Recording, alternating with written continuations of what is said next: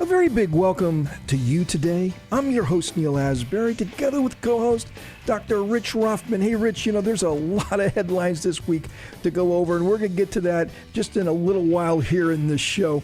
But there's all kinds of jobs being created and a lot of deficit in skills that are required to have these jobs. But there was one headline out that I just got to get to. It came out earlier this week that the Clinton Foundation is actually downsizing and letting off 22 No, that employees. is amazing. I guess all that crony money is starting to dry up here, and so they're going to be having some layoffs over there. Yeah, but in terms of business, they're saying they ran out of product. I guess they were. Yeah, nothing to sell. Nothing to sell here. Keep on moving. Don't look. Well, we are going to get into this deficit of jobs, and it is really quite incredible. As an American manufacturer myself, I have so many skilled jobs. These do not require 4-year degrees. They don't even require 2-year degrees that pay very well that I can't fill. And it's going to get much, much worse. A lot of people say that American manufacturing is dead. Well, that is absolutely nonsense. American manufacturing is alive and well. It's about to get much better, but we will not achieve our full potential unless we have the skills we need to run these beautiful factories of ours. So we're very pleased to have as our first guest Mark Mills, who's a senior fellow at the Manhattan Institute that's just done a very, very brilliant study on this. Mark, welcome to Made in America. Glad to join you. Thanks for having me on.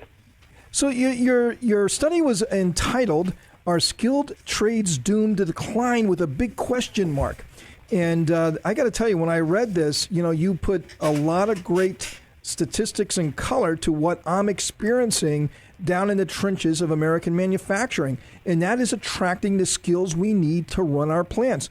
And what you're saying is that these skills, these trade skills, pay good wages, but we already have a large deficit, and we're about to get even a larger deficit, manufacturing in particular, but also construction. And, President Trump says he wants to build a lot of things. I mean, we already have 500,000 jobs that are going unfulfilled. So where are we going to find these skills? But that's the question I did not answer in my paper, because I think that's a very good question. Certainly, some businesses get involved in the process of training employees that are trainable. You can have your own training programs, but that requires a big business, as you know. And the reality is that the school system, from both high schools as well as community colleges, you know this. I mean, this is not complicated. When I went to high school, and probably true for you, there were shop classes. They were common. This has been phased out of most schools. It's become sort of déclassé to tell young men that they can pursue a trade. They're told they should go to college. College is important, but only 30% of the American population have a college degree, and a lot of them got degrees that make them not employable. So there has to be a cultural shift in some measure. There has to be a refocus of community colleges and high schools on providing this training. And frankly, I think for the big corporations, they may not have any choice. I think some of them are already doing this. They have to step up and either create or collaborate with other businesses of common interest to fund training programs. There's lots of jobs, as you say. There's just not enough people that have the basic skills. Well, what I find interesting, and I'm not sure that this was in your piece either, so I apologize up front for that. But, we've been talking, Neal, for weeks and months about the millennials. In your studies, does anything pop up that's intriguing about the millennials? Because they're an unusual generation. They were somebody that was totally misjudged in this last election. Sure. Some of us think, and not including myself, some think that they're a lazy generation, they're a misunderstood generation.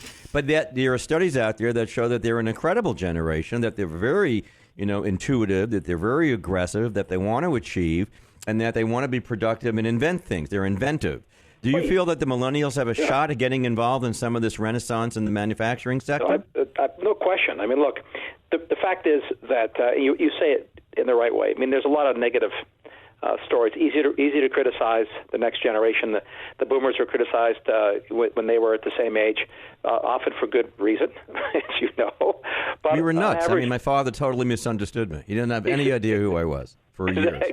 Exactly. It was just confused. It's the nature of the beast. But here's we know that young people have been told they can be entrepreneurs and start businesses. There's no, I mean, this has been sort of hammered into their head. It's the new Horatio Alger of the modern times, which is great and true. Except most entrepreneurs, most small businesses aren't techie things. They aren't Apple being formed. It's not Steve Jobs.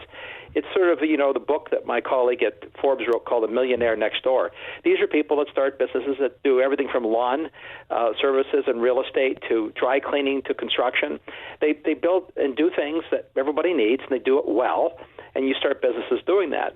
Then if you look at the skilled trades, once they know, and nobody's telling them, this is the I guess travesty really, that no one is really telling them that these jobs exist and not telling them that they can get trained. Look, the most interesting thing I found is that millennials in Europe, which are, they're cool, they're hip too, millennials in Europe are far more likely to take apprenticeship positions that you can be trained in, as you say, in a year or two, than American millennials. In fact, they're so much more likely that there's 10 times more likely. So we have a shortage of millennials going into apprentice programs here by a factor of tenfold over the ratio of millennials that go into apprenticeship programs in Europe. There, it's not considered déclassé. It's actually considered very good jobs. They pay extremely well, often six figures. A lot of flexibility in your life. It's really, my conclusion in looking at this was there's a terrific opportunity. We've done a disservice to millennials by not telling them about the opportunities, and the schools have done a disservice by not providing the training available. Rather than training people to get a degree in business after 4 years, which is the most common college degree, a business degree. So you now have a degree in something that, in theory, but you don't know how to run anything or do anything because you have no skill except you can be a boss. Yeah, not everybody can be a boss. That's the problem. There are more employees than bosses, and the bosses need employees that have skills. So, Mark, listening to the narrative here in the media, especially over this last election cycle, yes, American manufacturing, these jobs have left, they're not been coming back. Do you have a magic wand? And, you can wave a magic wand, but, these jobs have left and they're not coming back. We heard a lot of discussion around that. We also heard a lot of discussion around automation and robots is going to take over these jobs. And anyway, they don't exist. They don't exist. But in your piece, you mentioned that these jobs that we're talking about here, these skilled trade jobs, the jobs I need to run my machinery and these CNC, very complicated, very sophisticated machines, my injection molding machines and all of that are very skilled jobs, they're not going to be taken over by robots and automation. We still need these people. Right. Well, you're absolutely right. So there's two things going on that are people misunderstand, and you know it firsthand. I worked as a machinist when I was young. I operated CNCs and lathes, and I was a welder. You want a job? I got a place for you. Wait a minute. Can you be here next Tuesday? If you're tired of the Manhattan Institute, I gotta talk to you. We have better weather. I know you probably do. But see, look, the reality is that the automation itself does and is supposed to reduce the number of labor hours to make something. That's what we've been doing that for a better part of, more than a couple centuries. That's the goal. But the fact is we create net more jobs, as you know, because of the productivity that comes along. The robots themselves, or, CNCs, as you point out, which is, a quasi-robot, they have to be built by somebody, maintained by somebody, operated by somebody. Those are all the skilled trades. There's no robot that can run itself. And the big problem with most automated equipment, as you know, because you're a buyer of them, is the stuff is expensive, has to be maintained, requires skilled technicians to maintain it. Heck, just your furnace, which is by definition a sort of a form of automated machine, it heats your house instead of carrying wood around and shoveling coal. Everyone every winter discovers that you have to find a contractor who has skilled technicians to come and keep your furnace running and maintain it. These are the kind of jobs that are in short supply in short supply in terms of training. And in fact, in some cases, the shortage is enormous. I mean, the HVAC systems, air conditioning for commercial buildings. If you talk to that industry, the carriers of the world that supply them to commercial buildings, they're facing what they're calling the silver tsunami. Most of the skilled trades that are doing that maintenance work are old. These are technicians that are in their 60s, or getting ready to retire. They're not planning to work forever. And there are very few young technicians. That's what worries them. They see this cliff coming, not just a shortage now, but a big cliff coming just 10 years from now.